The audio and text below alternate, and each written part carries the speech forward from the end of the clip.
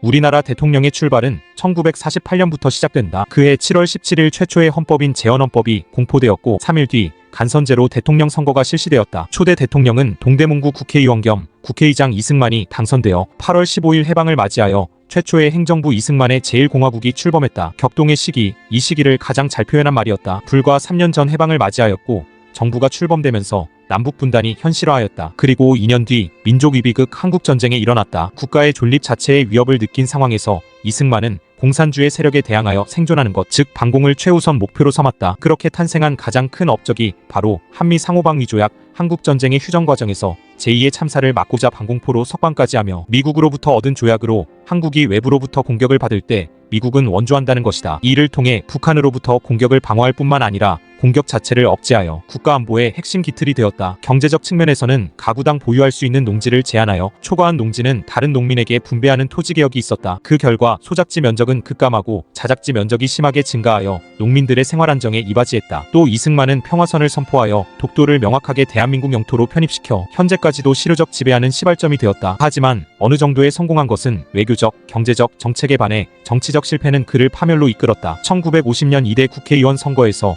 이승만 지지 세력이 대거 낙방하자 간선제로는 대통령 재선이 요원한 상황에 부닥쳤다. 이에 직선개헌 재개를 추진했고 계엄을 선포하고 반대의원 구속 등 비정상적 상황을 조성하여 기립표결이라는 초유의 방법으로 개헌안을 통과시킨다. 또 4년 뒤에는 3선을 위해 추가적 개헌을 추진하여 개헌 정족수를 반올림하는 편법까지 사용하여 집권 기간을 연장하였다. 그리고 1960년 3월 15일 4대 대통령 선거가 있었고 부통령 이기붕을 당선시키기 위해 사전투표, 야당 창관인 배제, 뇌물살포 등 다양한 방법의 부정선거를 저지르고 만다. 이에 국민적 저항권이 발동되며 혁명이 일어났고 이승만의 하야를 요구하는 상황에 몰리게 되었다. 이후 학생, 교수, 어린이들까지 참여하며 시위 규모에 걷잡을 수 없이 커졌고 60년 4월 26일 이승만과 시민대표 5명이 만났다. 미국으로 망명하십시오. 그것이 사태를 해결할 유일한 길입니다. 이승만은 그 건의를 받아들였다. 또 비슷한 시간에는 파고다 공원에서는 이승만 동상이 쓰러지며 정권의 종말을 알리고 있었다. 국민이 원한다면 이승만은 결국 대통령직에서 하야를 발표했고 하와이로 망명을 떠났다. 그 당시만 해도 그는 잠시 쉬다 돌아올 계획이었지만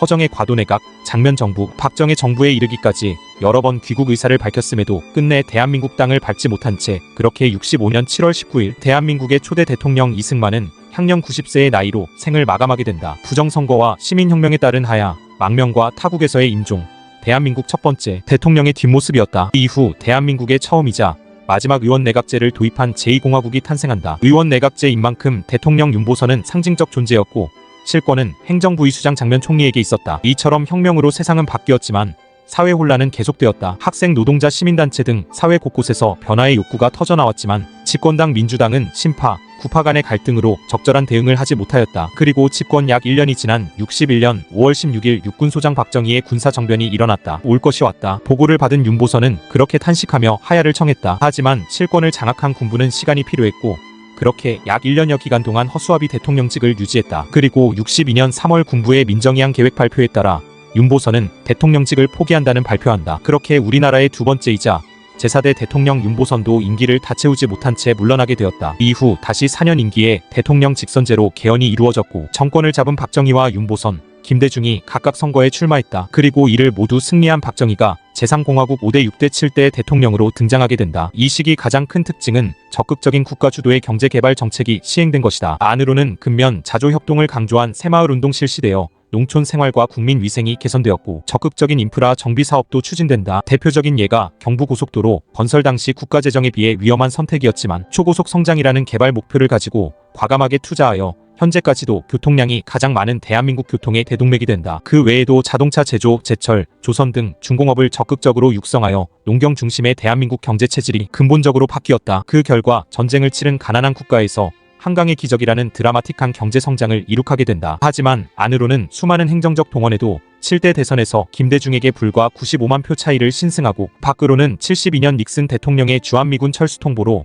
정권의 위협을 느끼자 72년 10월 17일 초헌법적 유신헌법 개헌을 추진한다. 이에 따라 국회 예산, 정당 및 정치활동이 중지되었으며 언론 출판 보도 및 방송과 검열이 시행되었다. 계엄령이 선포되었고 개헌 헌법에 대한 제대로 된 토론이나 논의 없이 11월 21일 국민투표가 실시되어 공표된다. 그렇게 제4공화국이 탄생했고 간선에 따라 박정희는 제8대 제9대 대통령으로 당선되었다. 이후 상징인 경제정책을 꾸준히 추진되었고 77년에 수출 100억 불 달성 등 눈에 보이는 성과까지 이룩한다. 하지만 70년대 후반 과잉 투자된 중화학공업과 석유파동이란 대외 악재까지 겹치며 마이너스 성장을 하는 등 경제 위기가 닥쳐왔다. 그러나 그는 알았을까? 진짜 위기는 더 가까운 곳에 있었다는 것을. 79년 10월 26일 오후 4시 당시 중앙정보부장 김재규에게 한 통의 전화가 걸려온다. 나 경호실장 차지철이오. 오늘 저녁 6시에 각하께서 궁정동 안가에서 만찬하실 것이니 준비를 좀 부탁하오. 평소에 그에게 불만이 많았던 김재규는 불쾌한 표정으로 만찬은 준비했고 6시 대통령과 차지철이 모습을 드러냈다. 그리고 약 1시간 40여 분이 지난 7시 40분경 만찬장에는 혼성 듀오 라나에로스포의 사랑해